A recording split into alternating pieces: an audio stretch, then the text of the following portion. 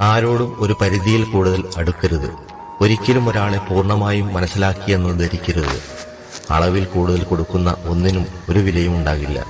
അവഗണിക്കുന്ന ഇടങ്ങളിൽ നിന്ന് അന്തസ്സോടെ സ്വയം മാറി നിൽക്കുക. സംസാരം കഴിവതും കുറയ്ക്കുക. ഒരു തുറന്ന പുസ്തകമാകരുത്. ആത്മാർത്ഥത കൂടിപ്പോകരുത്. സംസാരിക്കുവാൻ വേണ്ടി ആരെയും നിർബന്ധിക്കരുത്. എന്തെങ്കിലും ചെയ്യണമെന്നും